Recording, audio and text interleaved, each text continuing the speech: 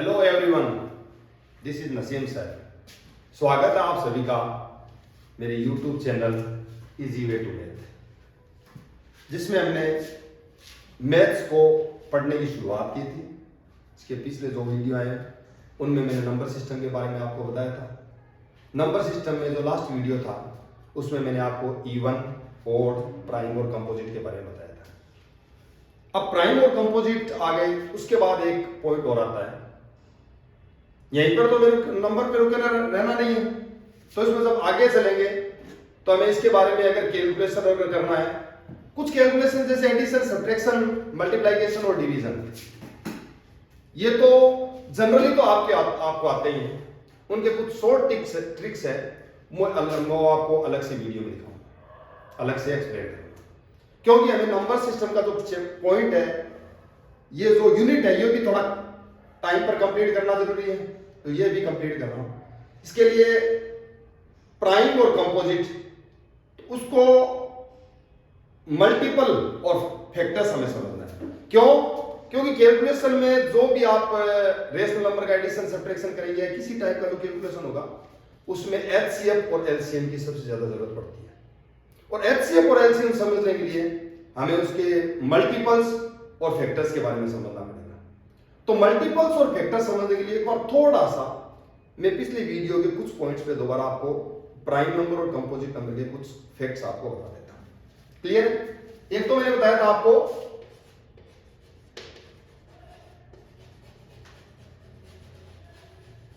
Prime numbers, और दूसरा बताया था मैंने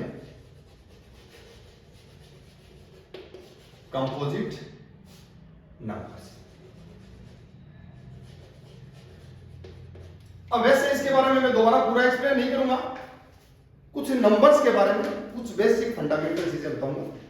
अगर प्राइम नंबर्स है तो प्राइम नंबर आपको पता है, मैंने बता दिया था कि कोई भी नंबर वन के अलावा कोई भी नंबर जो वन और इटसेल्फ यानी खुद से और वन के अलावा किसी भी दूसरे नंबर से डिविजिबल नहीं हो, यानी जिसका वन और खुद के अलावा कोई भी फैक्टर नहीं हो, वो प्राइम नंबर कहलाता है। जैसे अगर देखा जाए तो 2, 3, 5, 7, 11, 13, ये सारे हैं प्राइम नंबर्स होते हैं। ठीक है? दूसरा होता है वो नंबर जो प्राइम नंबर नहीं होते हैं, वो होते हैं कंपोजिट नंबर, यानी जिनका वन और खुद के अलावा कोई भी कम से कम एटलीस्ट दूसरा फैक्टर होता है। यानी कंपोजिट नंबर के कम से कम 3 फैक्टर तो मिलेंगे ही मिलेंगे। कौन सा मिलेगा? एक तो वन मिलेगा, दूसरा मिलेगा नंबर खुद, और उसके अलावा कोई भी दूसरा फैक्टर मिलेगा। ठीक है?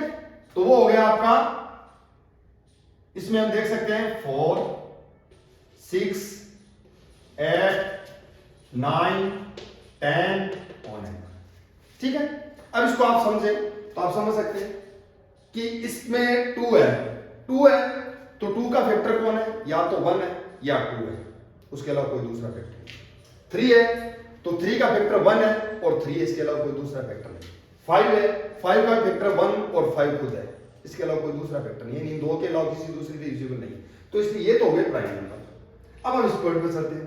4 है, 4 का फैक्टर 1 भी है और 4 भी है, पर इसके अलावा ये 2 से भी डिविजिबल है, तो इसका फैक्टर 2 भी हो गया। तो इसका तीसरा एक फैक्टर और आ गया, यानी 1 के और खुद के अलावा कोई भी दूसरा फैक्टर हो गया, तो ये कौन से हो गए? कंपोजिट नंबर हो गए। ये आपके क्लियर हो गया? प्राइम और कंपोजिट की मेन डेफिनेशन मैंने पहले भी बता दी थी, दोबारा बता दिया। इसमें 2 पॉइंट मेरे को बताने थे। पहला पॉइंट क्या है कि अगर आपके कई बार कॉम्पिटिटिव एग्जाम्स में मैंने देखा है कुछ क्वेश्चंस आते हैं कि स्मॉलेस्ट प्राइम नंबर, तो अगर स्मॉलेस्ट की बात की जाए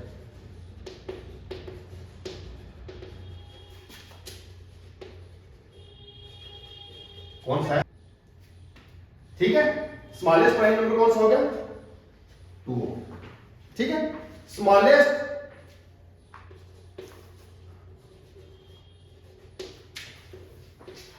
ओड प्राइम नंबर,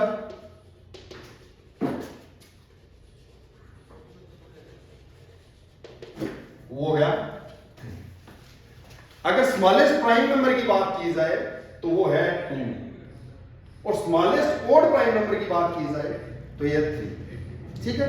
ये 2 की एक और क्वेश्चन आता है, एक अकेला सिर्फ इवन नंबर होते हुए भी प्राइम नंबर है, इवन बट प्राइम, ये कौन सा है? इवन प्राइम नंबर है, कौन है? 2 है। 2 अकेला ऐसा नंबर है जो इवन होते हुए भी प्राइम नंबर है। क्लियर? क्योंकि अगर देखा जाए तो इसमें चलेंगे 4, 6, 8, जो भी 10, ये नंबर इवन नंबर है, पर इवन नंबर तो सब सारे 2 से डिविजिबल होते हैं, पर 2 है वो खाली 2 से और 1 से डिविजिबल है, इसके अलावा किसी दूसरे नंबर से डिविजिबल नहीं है। तो इवन प्राइम नंबर का भी कई बार क्वेश्चन आता है कि अकेला इवन नंबर प्राइम नंबर कौन सा है? 2 है। ये क्लियर हो गया दोनों, इन दोनों में क्लियर हो गया। कंपोजिट नंबर के पॉइंट्स चलते हैं। अब अगर आपको स्मॉलेस्ट प्राइम नंबर पूछा जाए तो 2 है, और स्मॉलेस्ट ओड प्राइम नंबर पूछा जाए तो 3 हो गया। क्लियर? अब इस पॉइंट पे चलते हैं। Composite number, smallest composite number कौन सा हो गया?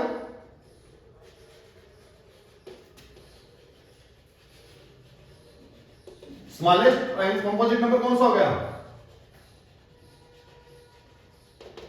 स्मॉलेस्ट कंपोजिट नंबर है 4, और स्मॉलेस्ट ओड कंपोजिट नंबर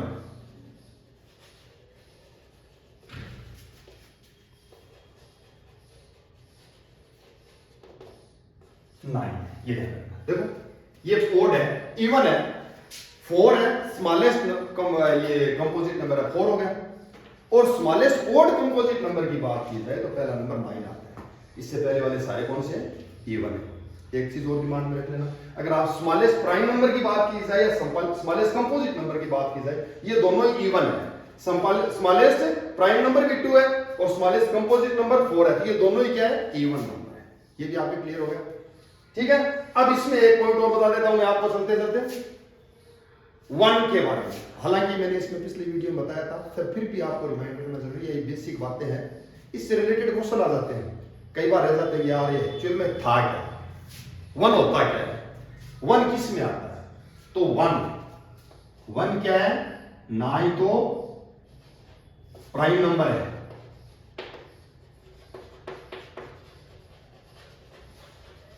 नहीं तो प्राइम नंबर है, और ना ही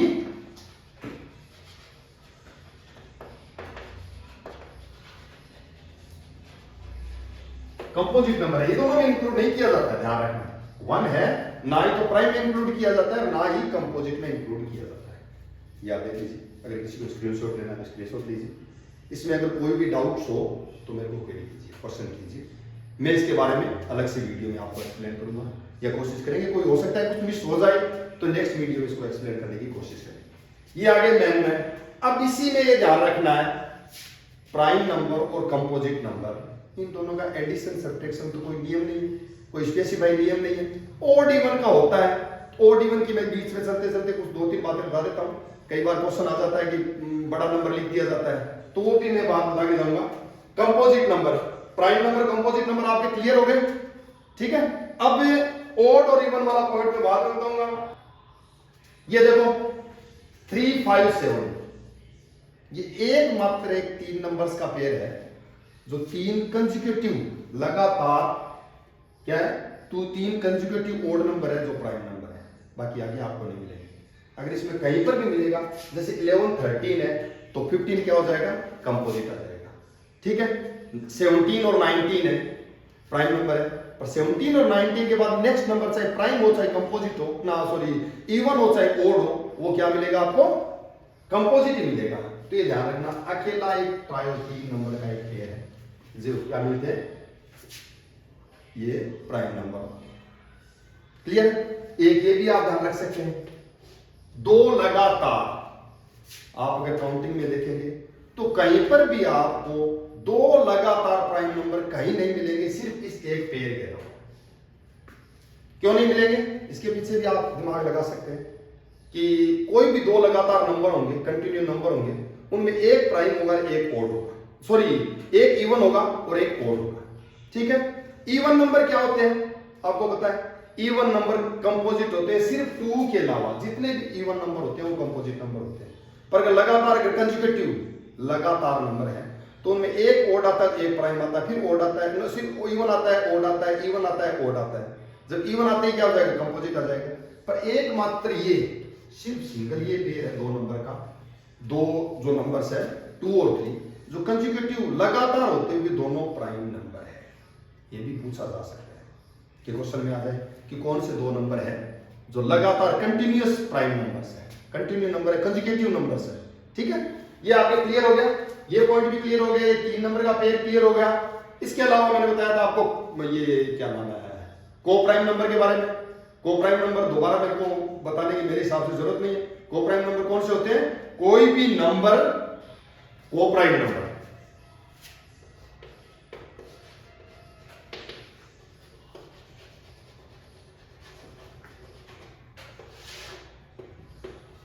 को प्राइम नंबर मैंने बताया था कि कोई भी दो नंबरों का एक जोड़ा या पेयर ऑफ 2 नंबर्स, जो दोनों नंबर चाहे दोनों ना ही तो दोनों प्राइम होना जरूरी नहीं है, ना ही दोनों का कंपोजिट होना जरूरी है।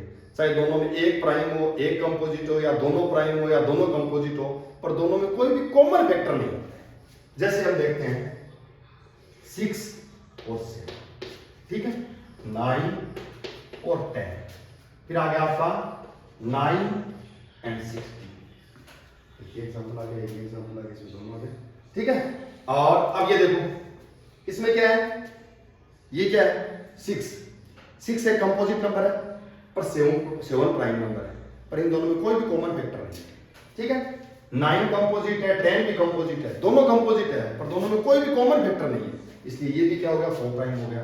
9 और 16 ये दोनों ही क्या है, दोनों ही कंपोजिट नंबर है, पर दोनों में कोई कॉमन फैक्टर नहीं है, इसलिए ये दोनों क्या हो गए, दोनों को प्राइम नंबर हो गए।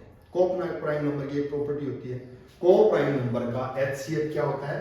जब हम HCF सीखेंगे तो उसमें और समझ में आ जाएगा। HCF क्या होता है, HCF ऑफ को प्राइम नंबर्स इज ऑलवेज 1। ये हमेशा 1 होता है, क्योंकि इनका कोई कॉमन फैक्टर नहीं होता है, 1 के अलावा कोई कॉमन फैक्टर नहीं होता है, तो इसलिए इनका जो HCF होता है वो को प्राइम नंबर्स का हमेशा क्या होता है, 1 होता है। तो एक पॉइंट और बता देता हूं, LCM क्या होता है, LCM ऑफ को प्राइम नंबर्स।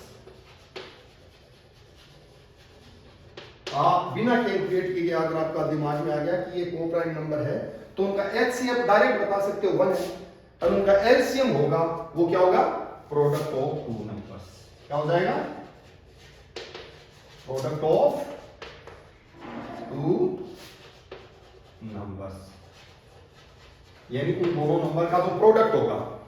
आप देख सकते हो इसमें 6 और 7 है, 9 और 10 है, 9 और 16 है, इनमें कोई कॉमन फैक्टर नहीं है, तो इन तीनों का HCF क्या होगा, 1 आएगा, और LCM क्या होगा, इन तीनों का प्रोडक्ट होगा। इन दोनों में देखा जाए इन दोनों का प्रोडक्ट आएगा, इनमें भी इनका प्रोडक्ट होगा, इनमें भी इन दोनों नंबर्स का प्रोडक्ट होगा। ये को प्राइम से रिलेटेड अगर आपके दिमाग में प्रॉपर्टी रहती है तो आपकी कैलकुलेशन में, जैसे आप रेशनल नंबर की कैलकुलेट करते हो, आप HCF करते हो, सॉरी फ्रैक्शंस को करते हो, तो रेशनल नंबर ऑफ फ्रैक्शंस होंगे, उनमें जब डिनोमिनेटर होता है उनका HCF लेना पड़ता है। तो HCF लेने के लिए आपको कैलकुलेट करने की जरूरत नहीं, आप बिना दिमाग दिमाग लगा के इनको कैलकुलेट कर सकते हैं। ठीक है, ये चीजें आपके दिमाग में रहना नेसेसरी। अब जब हमने इवन और ओड के बारे में हमने पढ़ लिया, ठीक है, अब इवन और ओड के रिलेटेड भी कई बार क्वेश्चन आते हैं। मैंने क्वेश्चन देखा था तो उसमें बाहर से देख के उसमें डाउट, कई बार क्वेश्चन पूछ लेते हैं इनका प्रोडक्ट क्या होगा, एडिशन क्या होगा, तो कई बार क्या होता है, कई बार तो कैलकुलेट करना पड़ता है, कई बार उनको प्रॉपर्टी यूज करके हम कर सकते हैं। जैसे अगर देखा जाए तो E1 प्लस E1 हमेशा क्या होता है, E1 होता है, ठीक है। E1 प्लस ओड, इनका हमेशा E1 और E1 का सम हमेशा क्या होता है, E1 होता है। E1 और ओड का सम हमेशा क्या होता है, ओड होता है, और ओड प्लस ओड का सम हमेशा क्या होता है, E1 होता है, ठीक है। ये आपके क्लियर है। E1 और E1 का सम हमेशा क्या होता है, E1 नंबर होता है। E1 और ओड का सम हमेशा क्या होता है, ओड होता है, और ओड का सम हमेशा क्या होता है, E1 होता है। इसी से रिलेटेड एक और मैं एक्सप्लेन कर देता हूं। Even multiply by even, even multiply by odd, odd multiply by odd. इसमें भी क्या होगा, ये भी ध्यान रखना जरूरी है। इवन को जब इवन नंबर से मल्टीप्लाई करेंगे तो हमेशा क्या आएगा, इवन नंबर ही आएगा, ये ध्यान रखना। इवन को ओड नंबर से मल्टीप्लाई करेंगे तो भी इवन ही आएगा, और ओड को ओड से मल्टीप्लाई करेंगे तो हमेशा क्या आएगा, ओड आएगा। ये भी प्रॉपर्टी आपको दिमाग में रखनी चाहिए, ठीक है। ये आपके अगर दिमाग में अगर है तो इसको आसानी से, कई बार क्वेश्चन आ जाता है हम उसमें सकते हैं यार ये मेरा कैलकुलेशन आ रहा है, तो इसमें कहीं ना कहीं ये प्रॉब्लम है, तो इस चीजों को हमें ध्यान में रखना बहुत जरूरी, ठीक है। अब हम आ जाते हैं, मेन पॉइंट आता है आपका। अब कुछ देखो बेसिक जो ऑपरेशंस होते हैं, नंबर्स के जो ऑपरेशंस, नंबर्स के ऑपरेशंस में क्या किया जाता है, एडिशन, सब्ट्रैक्शन, मल्टीप्लिकेशन और डिवीजन, ठीक है। एडिशन, सब्ट्रैक्शन और मल्टीप्लिकेशन और डिवीजन की बात की जाए तो उनके देखो आपको करना पड़ेगा, उनके कुछ रूल मैं आपको बताऊंगा, पर जो वो एडिशन सब्ट्रैक्शन को हम करेंगे थोड़ा सा अलग से, क्योंकि उनके फैक्ट बताने पड़ेंगे। अब उससे रिलेटेड अगर मेन पॉइंट हम करवाएं नंबर सिस्टम में, एचसीएफ और एलसीएम कह सकते हैं, क्या, एचसीएफ और एलसीएम। अब जब एचसीएफ और एलसीएम कैलकुलेट करेंगे तो दोनों के लिए भी कुछ दो पॉइंट हमें समझने पड़ेंगे। कौन कौन से समझने पड़ेंगे, एक तो आ गया मल्टीपल्स और एक हो गए फैक्टर्स। मल्टीपल को क्या कहा जाता है हिंदी में, गुणज, और फैक्टर्स को क्या कहा जाता है, गुणनखंड। समझ आ गया। अब अगर मल्टीपल्स की बात की जाए, मल्टीपल सीधी सी बात है, कोई भी नंबर आप ले लो, जैसे 3 का मल्टीपल पूछा जाए तो 3 की टेबल लिख लो, 3 1 3 6 9 12 15, यानी वो सारे नंबर जो 3 से डिविजिबल होते हैं वो सारे क्या होते हैं, 3 के मल्टीपल होते हैं। यानी कोई भी नंबर जो x नंबर है उसके अगर मल्टीपल्स हमें लिखने हैं तो क्या हो गया, उसकी जो टेबल में आने वाले सारे नंबर, यानी जो नंबर, कोई भी नंबर जिसका हमें मल्टीपल कैलकुलेट करना उससे डिविजिबल होते हैं वो सारे उसके मल्टीपल होते हैं। जैसे अगर कोई भी नंबर कर लो आप दिमाग में, जैसे 15 के मल्टीपल्स है तो 15 30 45 60 75, ये सारे इसके मल्टीपल। मल्टीपल आपके क्लियर हो गए। मल्टीपल की जो होती है कोई लिमिट नहीं होती, क्योंकि काउंटिंग इनफाइनाइट तक चलती है, कोई अनंत तक चलती है, तो इसके मल्टीपल भी क्या होते हैं, अनंत तक होते हैं। कोई आपसे पूछा जाए, किसी भी नंबर से आपसे पूछ लिया जाए कि 6 के मैक्सिमम कितने मल्टीपल्स हो सकते हैं, तो क्या होगा, इसमें कोई बताने की जरूरत नहीं है, क्योंकि कोई गिनती नहीं है मल्टीपल्स की, ठीक है। दूसरा आता है फैक्टर्स। अगर किसी भी नंबर्स की फैक्टर की बात की जाए तो फैक्टर होते हैं जो क्या होते हैं, गुणनखंड, यानी जिस नंबर से उस नंबर को डिवाइड किया जा सकता है, यानी जिस नंबर से कोई भी नंबर पूर्णतः डिविजिबल हो वो उस नंबर का फैक्टर होता है। जैसे अगर कोई एग्जांपल ले लेते हैं, एट, 2-4 एग्जांपल लिख देता हूं यहां पे, एट 12 20 36, ठीक है। एट के फैक्टर कौन कौन से, 1 2 4 एंड 8, ठीक है। 12 के फैक्टर कौन सा होगा, 1 2 3 4 6 एंड, ये फैक्टर होगा, ठीक है। यानी ये 8 है वो, इसके बाद 20 के करते हैं, 1 2 4 5 10 20, कोई मिस तो नहीं हो गया ना, 2 आ गया, 4 आ गया, 5 आ गया, 10 आ गया, 4 5 से 20, ये आ गया, ठीक है। ये आपके आ गए 6, 6 के 1 2 3 4 6 9, और उसके बाद आ गया 12, और 12 के बाद आ गया 18 36, ये आ गया, ये सारे नंबर 36 है। अब देखो इसमें फैक्टर का मतलब क्या हुआ, 8 है, 1 2 4 और 8, इन चार नंबर से डिविजिबल है, तो ये चार नंबर इसके फैक्टर हो गए।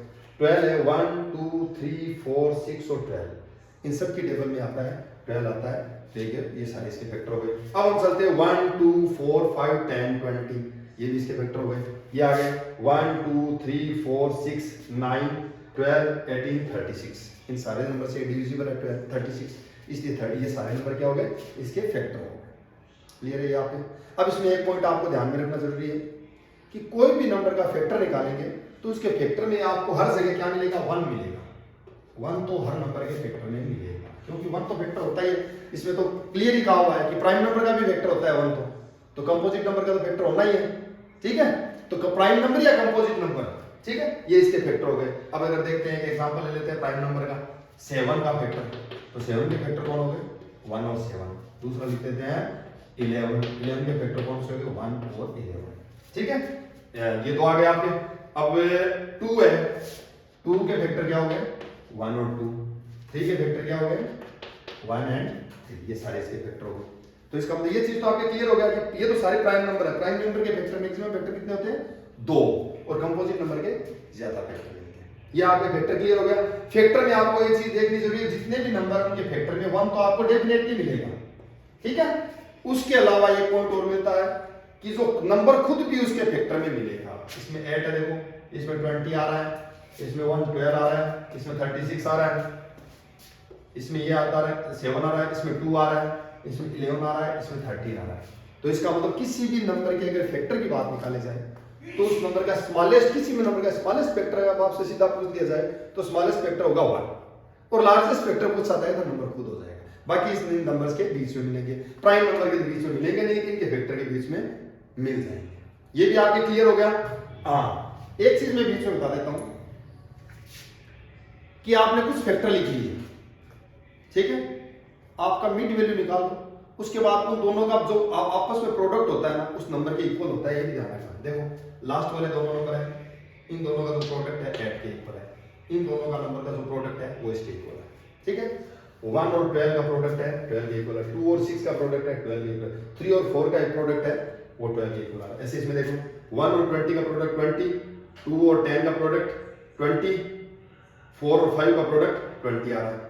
ऐसे इसमें आ रहा है। पर इसमें एक चीज ध्यान रखनी जरूरी है, इसमें एक अकेला रह जाता है। ये कब आता है, देखो 1 और 6 का प्रोडक्ट क्या हो गया, 36, 2 और 18 का 36, 3 और 12 का 36, 4 और 9 का 36, ये 20 का नंबर एक रह जाता है।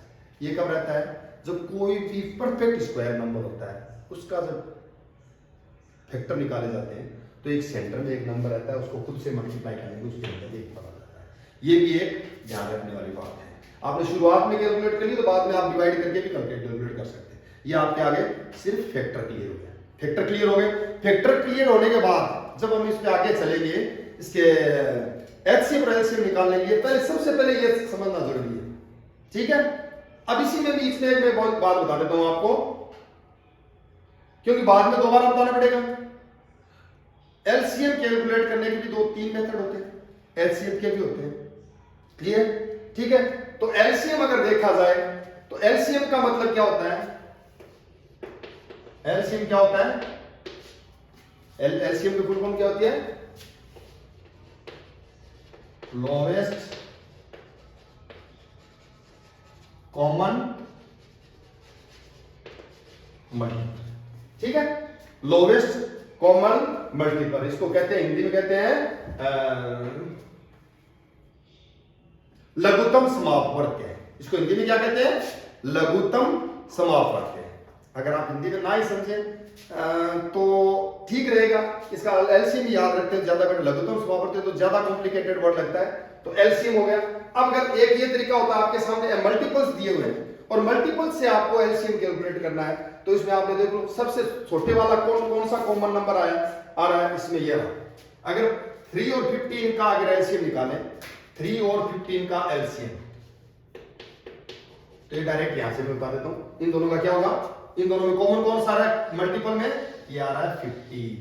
तो कौन सा इसका एलसीएम कितना हो गया, 15 आ गया।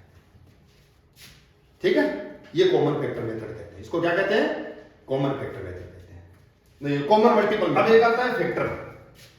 ये दोनों क्लियर हो गए आपके, मल्टीपल और फैक्टर क्लियर हो गए। एलसीएम मैंने बता दिया, एलसीएम के और भी मेथड होंगे, हम उनको कैलकुलेट करेंगे मेथड, पर ये सिंपल था तो इसको मैंने डायरेक्ट मेथड बता दिया। इसको मेथड, इस मेथड को क्या कहते हैं, कॉमन मल्टीपल मेथड कहते हैं। इसमें जो कॉमन मल्टीपल होगा उसको निकाल लो, छोटे से छोटा होगा, क्योंकि लोवेस्ट, इसमें शब्द नाम क्या है, लोवेस्ट। ठीक है, अब दूसरा आता है इसमें HCF। HCF क्या कहते हैं, HCF का फुल फॉर्म क्या होता है, highest common factor. Highest common factor यानी हाईएस्ट का मतलब बड़े से बड़ा। अब इसमें भी कॉमन फैक्टर मेथड से निकाल सकते, इसमें कॉमन मल्टीपल मेथड होता है, इसमें ये होता है कॉमन फैक्टर मेथड। ठीक है, अब कॉमन फैक्टर इसमें इन दोनों में सबसे पहले निकालेंगे कॉमन फैक्टर कौन कौन से हैं। अगर आपको ये कहेगी HCF of 8 and 12, HCF of 8 and 12, कौन सा मेथड बता रहा हूं पहले, मैं सबसे पहले कौन सा मेथड बता रहा हूं, कॉमन फैक्टर मेथड बता। ठीक है, ये कॉमन फैक्टर मेथड, इसके लिए क्या करना पड़ेगा, ये आपके फैक्टर हो गए दोनों। अब इन दोनों में कॉमन फैक्टर कौन कौन सा है, 8 और 12,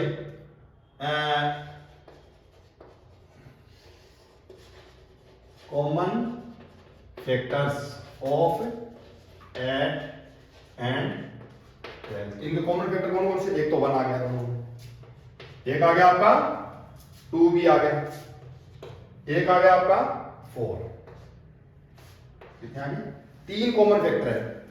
अब अगर आपसे कहा जाए कि इसका HCF क्या है, HCF, तो इसमें HCF में मैंने यहां पे क्या लिखा था, इसकी फुल फॉर्म में क्या बताया था मैंने, हाईएस्ट, और आगे क्या लिखा है, कॉमन फैक्टर। तो कॉमन फैक्टर तो हमने निकाल दिया, इनमें हाईएस्ट कौन सा है, 4 है, ये क्या हो गया 4, इसका HCF। क्लियर है, आपके HCF का एक मेथड क्लियर हो गया, ये आपके समझ में आ गया। अब हम दूसरे पॉइंट पे, अब ये एक नंबर और दे देता हूं यहां पे, जैसे मैंने लिखा था 5 के तो क्या हो गए 1 और 5 हो गए, और 7 के फैक्टर कौन कौन से हो गए, 1 और 7, तो इनके भी निकाल लो। इनके क्या होगा, कॉमन फैक्टर कौन से होंगे,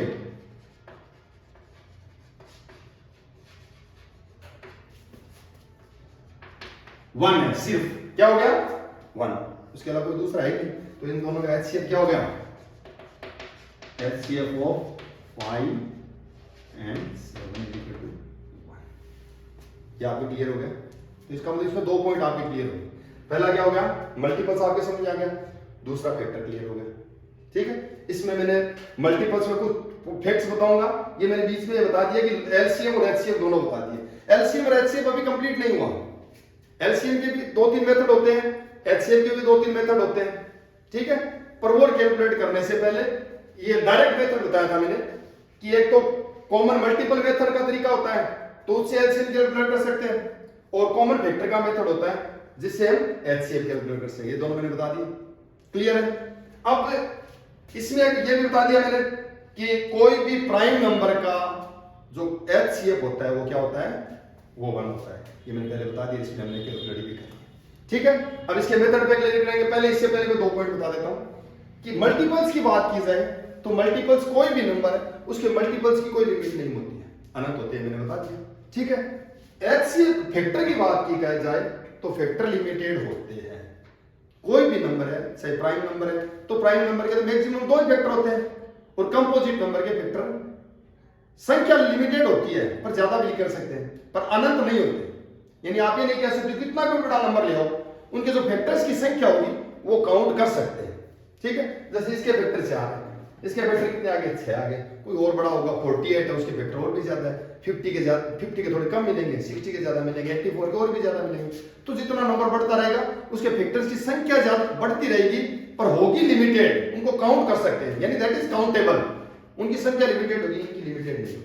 ठीक है, फैक्टर्स के बारे में एक पॉइंट ध्यान रखना, आपसे किसी भी नंबर का स्मॉलेस्ट फैक्टर होता है वो क्या होता है, 1 होता है, और लार्जेस्ट फैक्टर होगा वो नंबर खुद होगा। और मल्टीपल के बारे में स्मॉलेस्ट मल्टीपल होता है वो खुद होता है, और लार्जेस्ट की कोई लिमिट नहीं होती। ये दोनों क्लियर हो गए, मल्टीपल और फैक्टर्स आपके क्लियर हो गए। अब हम चलते हैं, तो एलसीएम और एचसीएफ के बारे में थोड़ा बहुत मैंने बताया, मल्टीपल्स और फैक्टर्स के बारे में बताया। अब थोड़ा सा ब्रॉडली दोनों पॉइंट पे 1 बाय 1 चलेंगे। सबसे पहले चलते हैं एलसीएम। इसका नाम ध्यान रखना, लोवेस्ट कॉमन मल्टीपल, ठीक है, लोवेस्ट कॉमन मल्टीपल, इन दोनों की इसकी रिक्वायरमेंट पड़ती है अपने कैलकुलेशन में, ठीक है। तो एलसीएम लोवेस्ट कॉमन मल्टीपल के तीन मेथड होते हैं, हम जो यूज करते हैं लॉन्ग डिवीजन मेथड यूज करते हैं, ठीक है। तो उसमें अगर एक जो मैंने बताया फर्स्ट मेथड बताया था आपको, कौन सा मेथड बताया था, common multiple method, common multiple method है, ये सिंपल सा है, मैं लिख देता हूं एक बार दोबारा आपके सामने, हालांकि मैंने बता दिया आपको। अगर देखा जाए तो आपके 12 और दूसरा हो गया आपके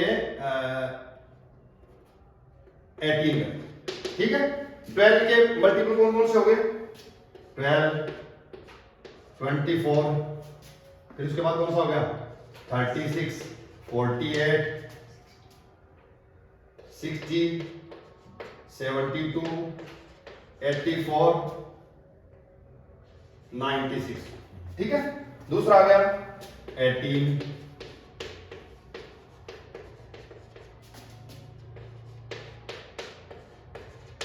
ये आ गया, ठीक है। अब इसमें क्या करेंगे, कॉमन मल्टीपल कौन कौन से हो गए,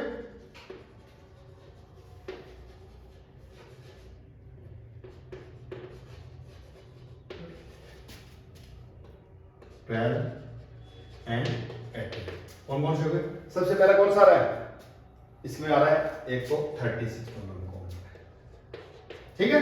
दूसरा कौन सा आ रहा है 72 आ रहा है। थर्ड कौन सा आ रहा है, इसमें भी 108 आएगा।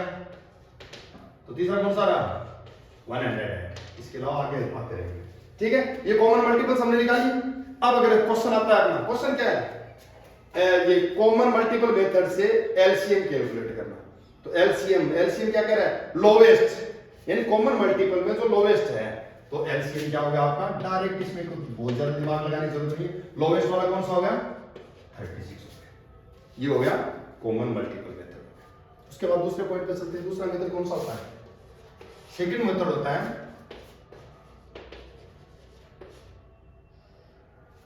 Long division method. दूसरा होता है लॉन्ग डिवीजन मेथड।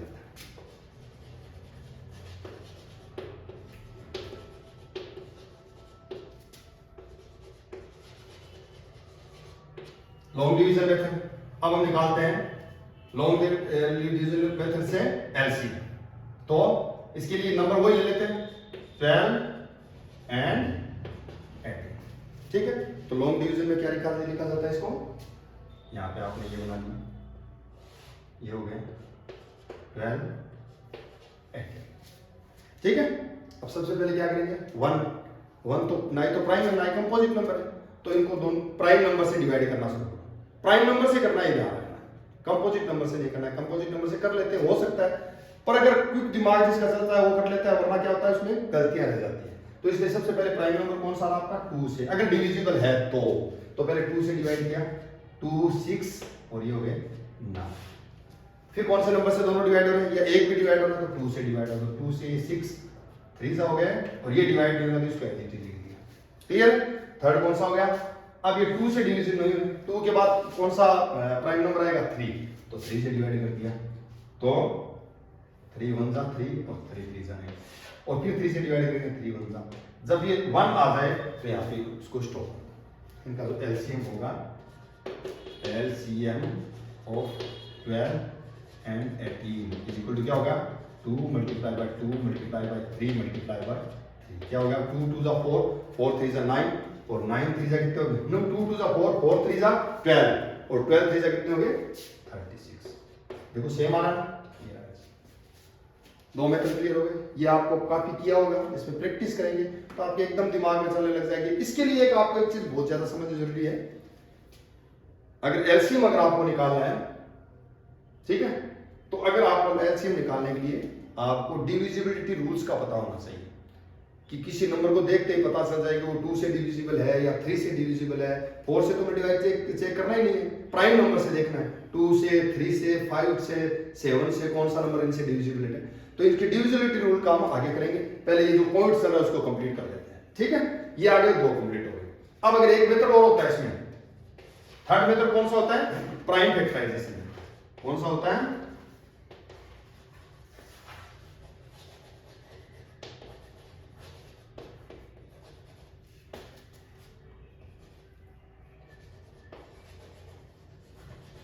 ठीक है, प्राइम फैक्टराइजेशन। तो प्राइम फैक्टराइजेशन मेथड के लिए क्या जरूरी है? नंबर हम वही रखेंगे, क्योंकि चेंज करेंगे तो फिर कंफ्यूजन होगा। एक बार हम वही 2 नंबर देंगे, 12 एंड 18, फिर एक नंबर चेक करके और अलग चेंज करके भी देख लेंगे। तो 12 के प्राइम फैक्टराइजेशन क्या हो गया? प्राइम फैक्टराइजेशन ऑफ 12 और prime factorization of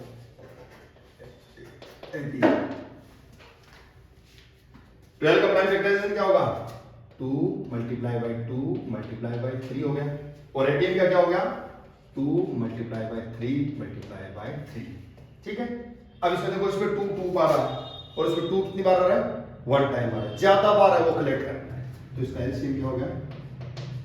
LCM of 12 and 18 क्या हो गया? 2 कितनी बार है? 2 रेज़ टू पावर 2 लिख सकते हैं, 2 मल्टीप्लाई बाई 2 भी लिख सकते हैं। तो 2 मल्टीप्लाई बाई 2 हो गया, और ये कौन सा हो गया? 3। तो इसमें 3 1 टाइम आ रहा है, इसमें 3 2 टाइम आ रहा है, तो ज्यादा बार का सिलेक्ट करना है। तो 3 मल्टीप्लाई बाई 3 ये क्या होगा? फिर वही आ गया, 2 2 जा 4 4 3 जा 12 और 12 3 जा 36। ये आपके एलसीएम के 3 मेथड क्लियर हो गए।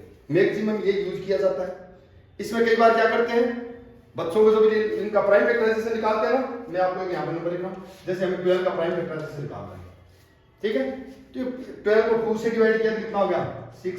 2 से डिवाइड किया 3 और 3 से डिवाइड किया तो 1 आ गया। तो इसको कई बार बच्चे क्या कर लेते हैं, इसको प्राइम फैक्टराइजेशन बोल देते हैं।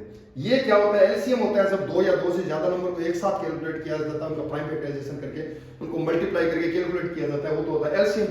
और सिंगल नंबर को किया जाता है, वो सिर्फ प्राइम फैक्टराइजेशन है।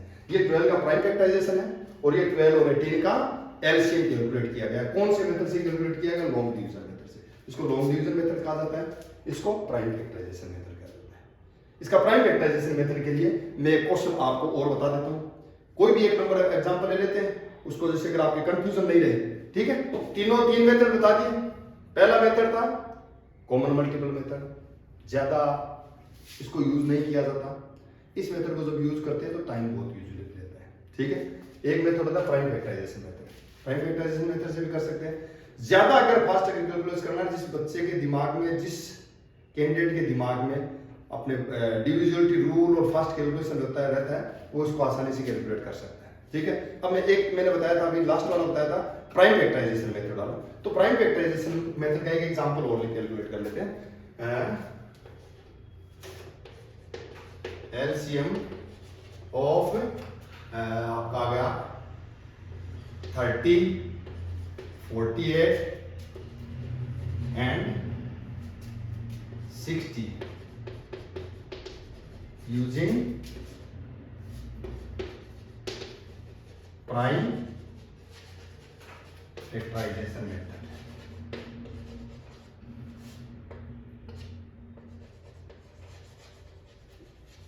ठीक है, तो मैंने एलसीएम शुरुआत कर ली। एलसीएम के 3 मेथड बताए थे। पहला मेथड था कॉमन फैक्टर मेथड, दूसरा मेथड था long division method, third method था prime factorisation method. Prime factorisation method का मैंने एक क्वेश्चन आपको बताया था, ठीक है? एक दूसरा एग्जांपल और लेके बता देता हूं आपको कि जैसे ये क्या है, प्राइम फैक्टर्स ऑफ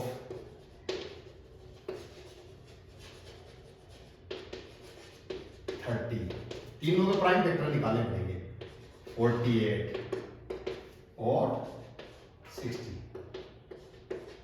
ठीक है? यह आ गया 30 के कौन कौन से होंगे prime factor? 2 multiply by 3 multiply bye 5, 2 3 जा 6, 6 5 जा 30, ठीक है? अगर इसको प्राइम फैक्टर आपको निकालना है, ये तरीके से निकाल सकते हैं।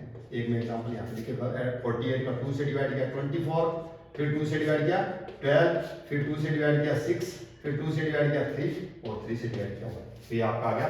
इसका लिखिए जब 2 multiply by 2 multiply by 2 multiply by 2 multiply by 3, ठीक है? 60 का आप डायरेक्ट भी कर सकते हैं। जैसे 60 आता है, 10 और 6 की दोनों के टेबल में 10 6 60 होते हैं, तो 6 के क्या हो गए? 2 मल्टीप्लाई बाय 3, और फिर क्या हो गया 10 और 6 और 10 किया था, तो 10 के क्या हो गया 2 मल्टीप्लाई बाय 5। ये शॉर्ट ट्रिक भी आप दिमाग में काम में ले सकते हैं, ठीक है। अब अगर आपको सीधा करें तो अब इसका एलसीएम निकालना है। क्या निकालना है? एलसीएम। एलसीएम में आपको सबसे पहले ध्यान रखना है, सबसे पहले देखो 2 है, इसमें भी 2 आ रहा है, इसमें भी 2 आ रहा है, इसमें भी 2 आ रहा है, तो मैक्सिमम टाइम कौन से आ रहा है? इसमें 4 टाइम आ रहा है, तो 2 रेज़ टू पावर 4 लिख सकते हैं। क्लियर है? फिर दूसरा क्या होगा, इसमें 3 1 टाइम आ रहा है, इसमें भी 3 1 टाइम आ रहा है, इसमें भी 3 1 टाइम आ रहा है, तो 3 1 टाइम यूज हो जाएगा। इसमें 5 1 टाइम आ रहा है, इसमें आ ही नहीं रहा, पर इसमें 1 आ रहा है, तो ज्यादा आएगा वो सिलेक्ट किया जाएगा। क्या आ गया? क्लियर हो गया? अब इनका एलसीएम निकालो। एलसीएम क्या होगा इसका? 4 का 4 2 रेज़ टू पावर क्या हो गया 2 2 जा 4 4 2 जा 8 8 2 जा 16 16 5 जा कितने हो गए? डायरेक्ट थोड़ा सा यहाँ पे भी दिमाग लगाना पड़ेगा आपको कि हमने क्या किया 2, तो 2 को सीधा दिमाग आपको टेबल में 2 2 जा 4 2 जा 8 2 जा 16, ये तो आपके रहना ही चाहिए, ठीक है। 16 को 3 से मल्टीप्लाई करने की बजाय क्या करेंगे 16 को 5 से मल्टीप्लाई कर दो। 16 5 जा कितने हो गए 80, 8 और 0 हो गए, 8 को 3 से मल्टीप्लाई 8 3 जा 24, तो आ गया 2 4 0। एलसीएम कितना आ गया ये 30 48 और 60 का जो ये प्राइम वेक्टर सॉरी कौन सा वेक्टर है प्राइम वेक्टराइजेशन मेथड से हमने इसका जो एलसीएम निकाला वो क्या हुआ 240 आ गया। ये आपके क्लियर हो गया। उसको दूसरे मेथड से भी निकाल सकते हैं, इसी को मैं दूसरे मेथड से निकाल के बताता हूं। कौन से मेथड से? Long division method. शुरुआत का जो कैलकुलेशन है उसको 2-3 तरीके से निकालते रहना चाहिए, आपको दिमाग में बैठ जाए कि कौन सा तरीका हम फास्ट तरीके से कर सकते हैं। देखो कॉम्पिटिटिव एग्जाम की सबसे बड़ी डिमांड क्या होती है, कई बार क्या होता है कि बच्चे को क्वेश्चन आता है, जो कैंडिडेट्स होते हैं उनको क्वेश्चन आता है, पर सबसे बड़ी प्रॉब्लम क्या होती है टाइम कंज्यूम कर लेता है। क्वेश्चन सोल्व करते करते क्या होता है हम ज्यादा टाइम लगा देते हैं, वो एक क्वेश्चन होता है वो दूसरे 3-4 क्वेश्चन का नुकसान कर देता है। तो इसके लिए आपके दिमाग में कैलकुलेशन होना चाहिए, तो दिमाग में कैलकुलेशन के लिए 2-3 फैक्ट आप स्पेशली ध्यान रखें। आपका जो कॉम्पिटिटिव एग्जाम जो कैंडिडेट उनके लिए स्पेशली जरूरी क्या होता है कि आपका दिमाग में कैलकुलेशन के लिए आपको शॉर्ट ट्रिक्स आने जरूरी है। शॉर्ट ट्रिक में एक जो कुछ कैलकुलेशंस आपके दिमाग में होने चाहिए, जैसे आपको दिमाग में ये डिविजिबिलिटी रूल होना चाहिए कि आप देखते ही बता दो कि इसका डिविजिबल होगा या नहीं होगा, ठीक है। दूसरा आपको टेबल भी आपको दिमाग में होनी चाहिए कि कौन से, चाहे आपके बहुत सारे तरीके होते हैं टेबल के, जैसे आजकल इंग्लिश मीडियम के बच्चे जैसे 12 12 12 24 12 3 36 करते हैं, तो पुराना अपना तरीका क्या होता है जो भी 12 का 12 12 24 जो भी होता है तरीका होता है, उससे टेबल बहुत फास्ट याद हो जाती है। एक दूसरा टेबल आनी चाहिए, एक उसके अलावा आना चाहिए आपको कम से कम एटलीस्ट 50 तक के स्क्वायर आपको बताना चाहिए और 25 तक के क्यूब भी पता होना चाहिए। ये भी आपके आगे यूज होने वाली चीजें हैं, आपके बेनिफिशियल है, ठीक है। अब लॉन्ग डिवीजन मेथड में आप यहाँ पे देखो, मैं इसको करके बताऊंगा पूरा तरीके से आपको। यह आ गया 30 40 और 60। अब आपको लॉन्ग डिवीजन मेथड में क्या करना है, आपको प्राइम नंबर से डिवाइड करना है। पहला प्राइम नंबर कौन सा होगा 2, तो देखो 2 से तीनों डिविजिबल है, तो 2 से डिवाइड किया। 2 से डिविजिबिलिटी का रूल, सबसे 2 की डिविजिबिलिटी का रूल होता है जिस नंबर के लास्ट में 0 आता है 2 0 2 4 6 और 8 आता है वो 2 से डिविजिबल है। ये तीनों 2 से डिविजिबल है, तो 2 से डिवाइड किया तो कितना होगा 15, ये कितना होगा 24, ये कितना होगा 30। अब फिर 2 से देखो कौन सा आ रहा है, ये नहीं हो रहा है क्योंकि इसमें 5 आ रहा है, पर इसमें 4 और इसमें 0 आ रहा है, तो 2 से डिविजिबल है। फिर इसको 2 से डिवाइड किया तो कितना होगा 15 12 15। फिर नेक्स्ट चलेंगे, अब 2 से देखो हो रहा है, ये दोनों नहीं हो रहे पर ये हो रहा है, तो इसको 2 से डिवाइड किया तो क्या होगा 2 15 6 और 15। फिर देखो 2 से डिविजिबल हो रहा है, नहीं हो रहा, ये दोनों नहीं हो रहे पर ये हो रहा है, तो इसको फिर 2 से डिवाइड किया 15 3 15, ये आपका आ गया, ठीक है। अब देखो 2 से कोई भी नंबर डिविजिबल नहीं है, तो आप सीधा कौन सा 3 आता है, प्राइम नंबर कौन सा आ रहा है 3 आ रहा है, तो 3 से अगर डिवाइड करेंगे 3 5 हो गया, 3 1 हो गया, 5 हो गया, ठीक है। अब अगर चलते हैं 5 तो किसी डिविजिबल है नहीं, 5 है ना 1 और 5 है सिर्फ 5 से है, ये आ गया 1 5, ये आ गया। ये आपके कौन से नंबर आ गए, इसका कौन सा बना लिया हमने प्राइम फैक्टराइजेशन कर दिया इसका, ठीक है। तो ये कर दिया 2 multiply by 2 multiply by 2 multiply by 2 multiply by 3 multiply bye 5, ये आ गया टोटल। फिर इसको वही जो मैंने अभी शॉर्ट ट्रिक बताई थी आपको, पहले 2 को उससे मल्टीप्लाई करो, 2 2 जा 4 4 2 जा 8 8 2 जा 16 16 को 3 से मल्टीप्लाई नहीं करना है, 16 को किससे मल्टीप्लाई करना है? 5 से। तो 16 5 से कितने हो गए? 80। 80 में 8 और 0 आ रहा है, तो 0 को साइड में रखो, 8 को 3 से मल्टीप्लाई करो। 8 को 3 से मल्टीप्लाई किया कितना होगा? 24। ये 0 लगा दो, ये इसका एलसीएम। दोनों में सेम आ रहा है कि नहीं आ रहा है? ये आपका एलसीएम। एलसीएम में मैंने तीनों मेथड बता दिए, ठीक है। अब सबसे बड़ा पॉइंट क्या होता है? आपको इसकी प्रैक्टिस बहुत ज्यादा जरूरी है। जब तक आप प्रैक्टिस नहीं करोगे कॉम्पिटिटिव एग्जाम में की जो मेन डिमांड होती है प्रैक्टिस होती है। क्लियर है? प्रैक्टिस अगर आप नहीं करोगे तो आप मैथ को सोल्व नहीं कर पाओगे। हाँ कर सकते हो, पर टाइम कंज्यूमिंग होगा, ठीक है। तो इसकी प्रैक्टिस भी आपको बहुत ज्यादा जरूरी है। आपके कैलकुलेशन आपके दिमाग में रहने चाहिए। इसमें एलसीएम से रिलेटेड कुछ एक दो पॉइंट मैं आपको बता देता हूं कि ये कोई भी जो प्राइम नंबर्स है 2 3 4 जितने भी नंबर है उनका प्राइम नंबर का जो एलसीएम होता है वो क्या होता है? डायरेक्ट उनका प्रोडक्ट होता है, पहला पॉइंट, ठीक है। एलसीएम होता है कोई भी दो नंबर का या दो से ज्यादा कितने भी नंबर है उनका जो एलसीएम होता है उन नंबर से बड़ा होता है, ध्यान रखना। एचसीएम होता है उन नंबर से छोटा और एलसीएम होता है उन नंबर से बड़ा होता है। ये चीज भी आप ध्यान रखें, ठीक है। अब एलसीएम आज मैंने बता दिया था। इससे रिलेटेड कुछ फैक्ट्स है, आपके कुछ भी डाउट्स है, क्वेरीज है तो आप कमेंट कीजिए, उनको सेटिस्फाई करने की कोशिश करूंगा। आज का जो अपना वीडियो है मैं इस एलसीएम को ही बताऊंगा, इससे रिलेटेड कुछ फैक्ट्स रहेंगे हम इसको नेक्स्ट वीडियो पे क्लियर करेंगे और एचसीएफ के बारे में भी हम नेक्स्ट वीडियो में करेंगे। वॉच टिल देन प्रैक्टिस कीजिए और नेक्स्ट वीडियो के इंतजार कीजिए। Okay, have a nice day.